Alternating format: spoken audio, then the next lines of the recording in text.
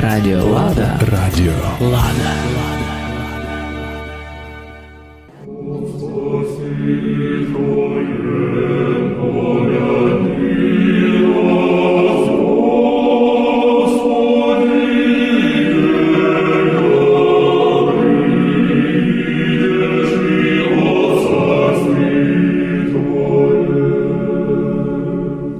Апостола Павла в посланні до Коринфян так і читаємо у главі 3.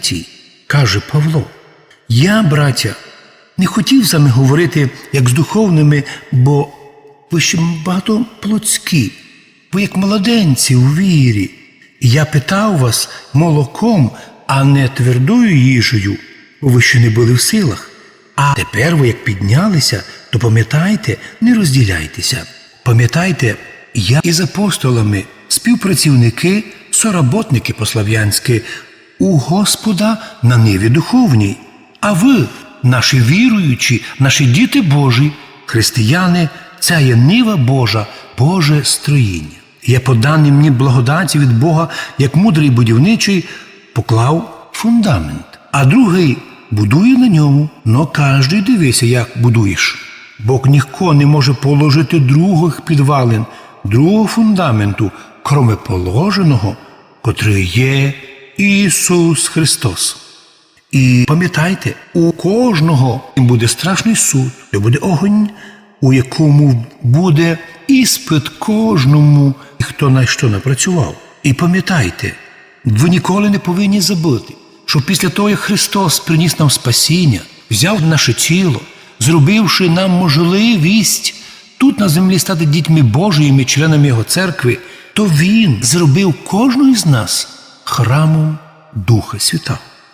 Глава 3, 1 Коринфянам, 16-го вірша. Так ви не знаєте, що ви єсте храм Божий, і Дух Божий живе в вас? І хто розорить цей храм Божий, того покарає Бог. Бо храм Божий святий, а цей храм ви. Радіо Лада. Радіо Лада.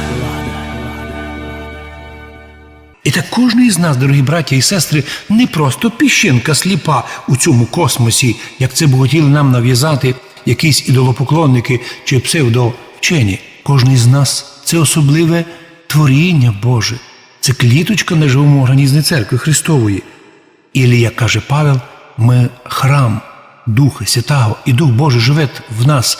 І ми повинні берегти себе, не вливати в себе лишню їжу або чрезмірного вина і пиття, не надівати на наше тіло чрезмірні моди, пам'ятаючи, що краса нашого тіла, нашого людського організму, нашого храму – святість і чистота. Бережімо його, бо поступаючи так, ми все будемо мати у Господа милість і благословіння.